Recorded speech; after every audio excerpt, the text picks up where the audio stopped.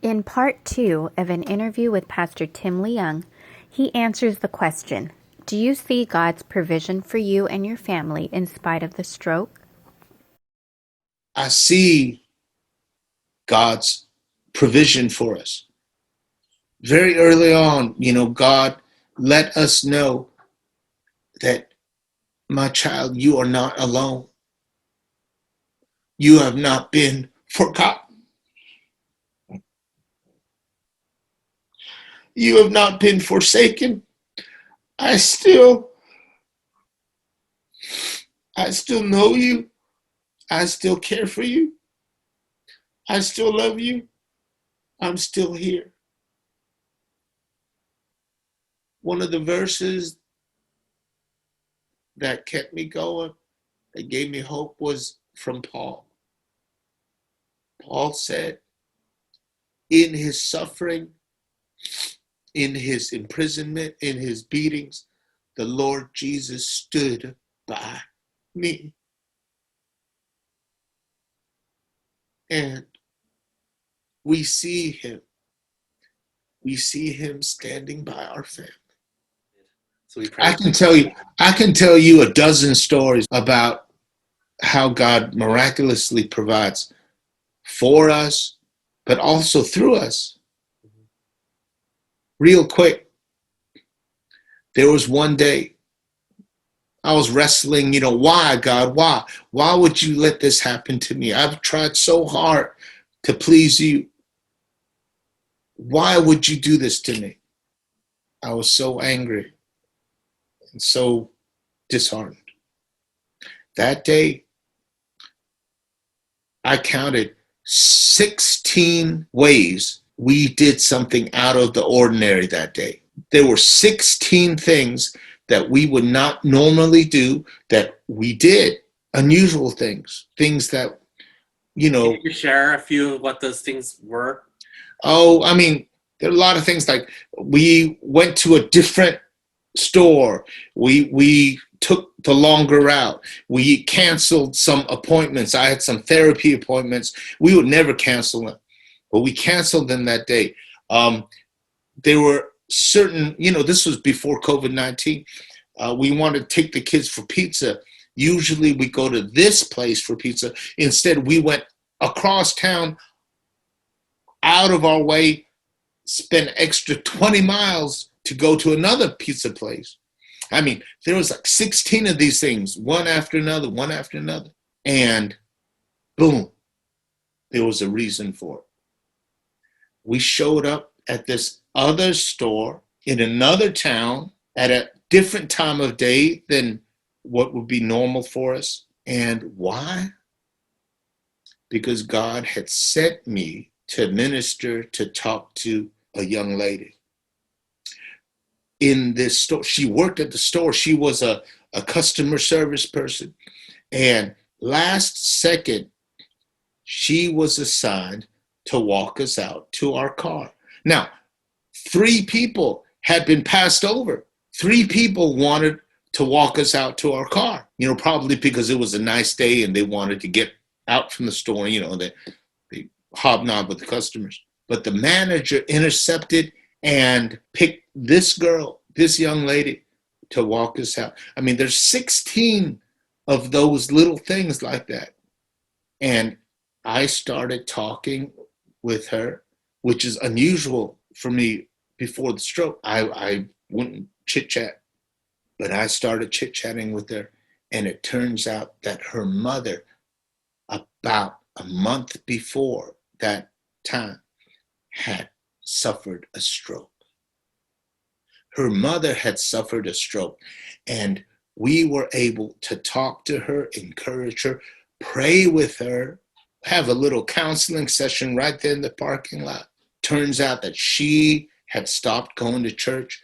Her boyfriend had stopped going to church, and we were able to encourage her, to pray with her, pray for her mom, pray for her boyfriend or fiance at the time, and encourage her to get back on the right track. So little things like that, really showed us that God had not forgotten us. Even though it felt like God had abandoned us, he did not. And he was there, providing every step of the way. And so, like I said, I can tell you a dozen stories like that, where God just out of the blue, unexpectedly provides reassurance.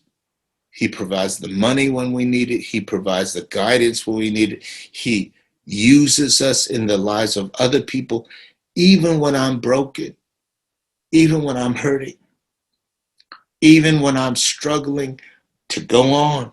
God uses even me in my weakness to help someone else. And it's amazing. Can you share any other examples of how God intervened into your life? One of the most difficult things that I have had to do was to accept my circumstances as from God. Very interesting thing. When I was at the hospital, there were two different ministers that came to me.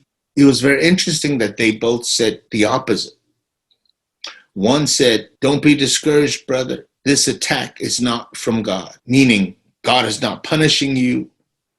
This attack is from the enemy. His point was, don't blame God for this. Don't be bitter at God for this. Don't be discouraged.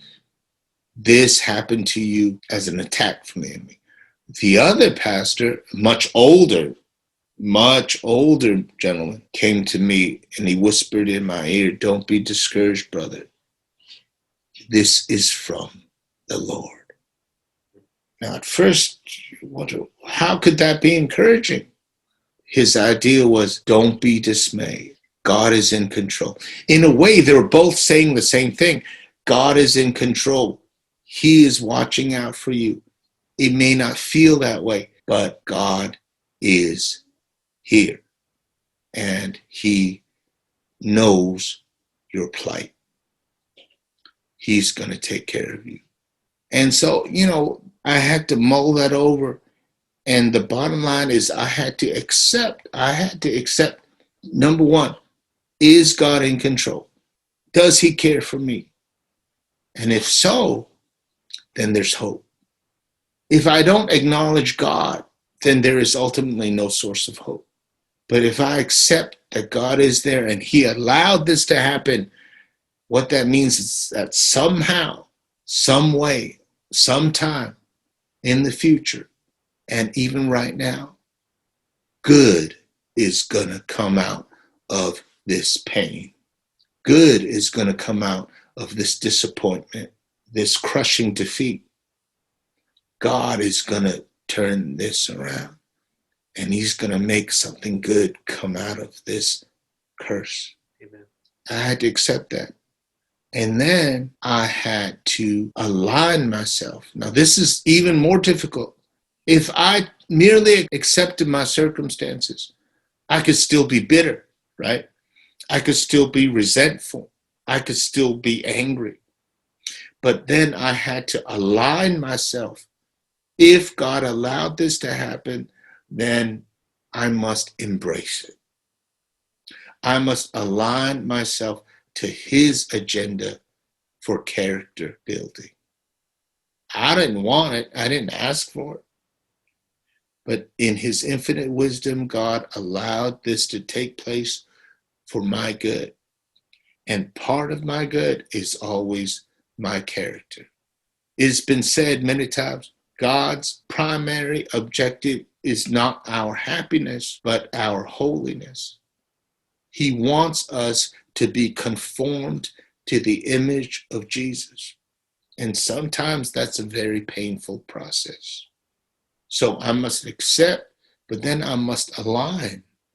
I must submit to his agenda of character building.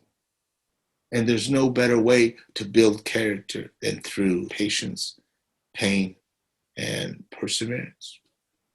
For having young kids and having a stroke, how have they dealt with it, and how have you parented through it, and maybe even just feeling missing certain things about things that you might not be able to do had you been healthy? That has been one of the biggest struggles. As you know, and as all of the parents know, childhood goes by very quickly.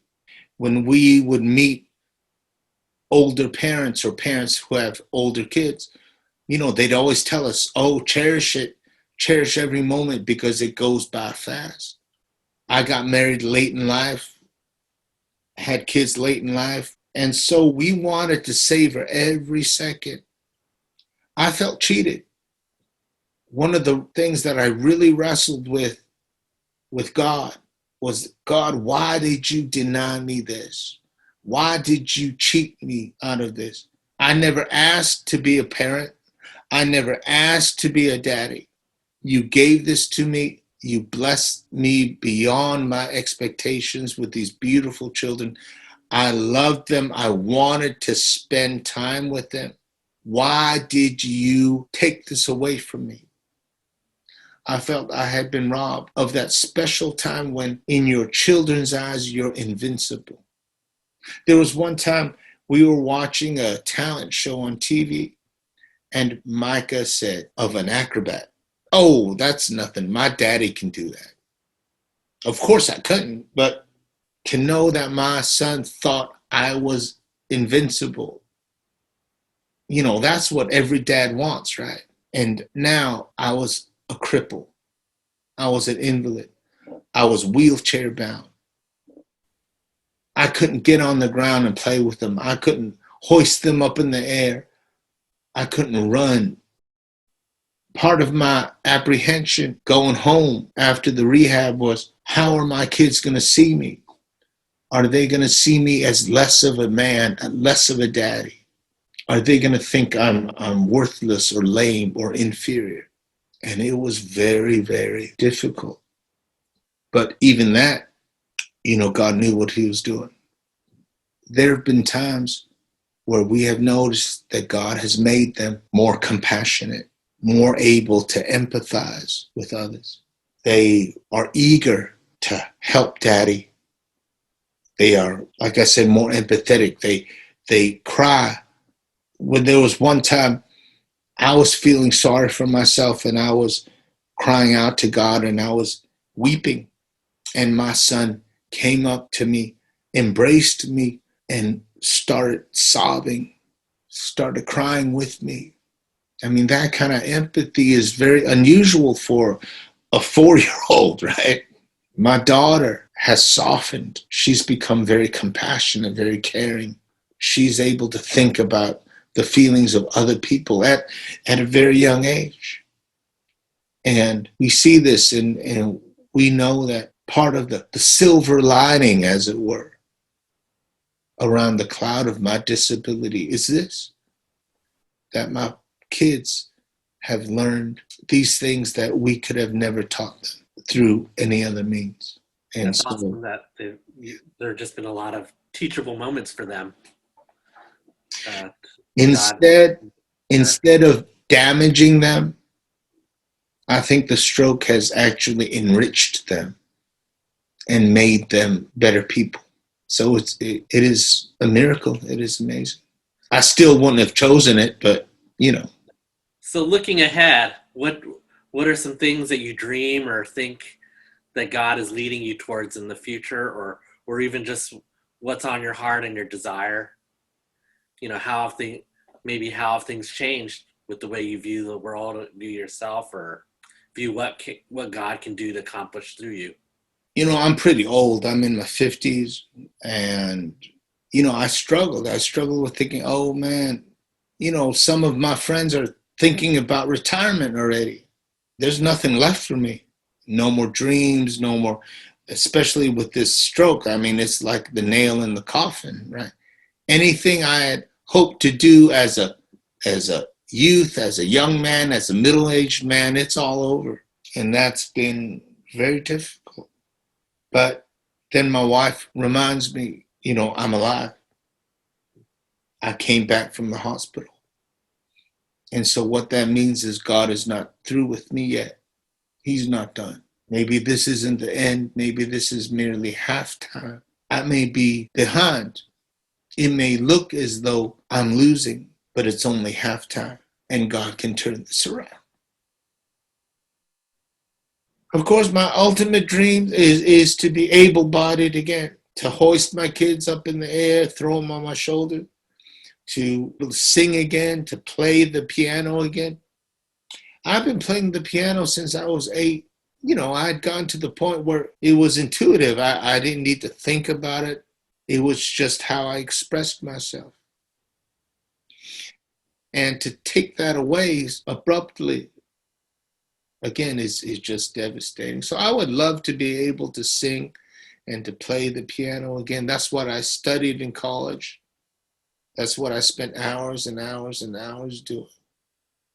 But God has shown me new things.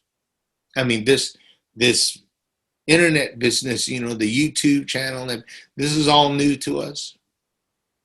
And yet, we're realizing that this is inevitable. I mean, this is where everybody's going. We're all already late to the game.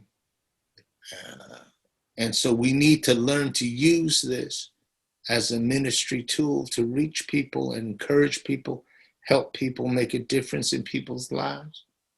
And so I need to learn to embrace, because of the stroke and because of COVID-19, we're learning slowly how to use these tools.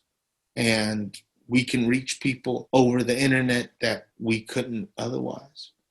So there's all kinds of new possibilities, new ways we can help people and minister to people and to get the good news of Jesus out to people who need it. It's kind of a both and. There are limitless new ways, exciting ways, streams in the desert, pathways through the wilderness, right? God can provide new ways of serving him, of being fulfilled, of having adventure, of experience the joy of leading people to him. And there's the old ways that I hope God may revive. Nothing is impossible. I hear that even though most people never regain their ability, the therapists at the hospital never gave me positive, hopeful, optimistic thoughts. I mean, they told me I'd never play the piano again. They told me that, my voice is as good as it's going to get. But with God, nothing is impossible. We have hopes we're going to go to Florida in March for, I shouldn't say experimental, but I should say, how do I describe it? Unconventional, exclusive treatment for stroke patients. We're hoping that will be used by God to give us some improvement and maybe help get me back to where I'd like to be.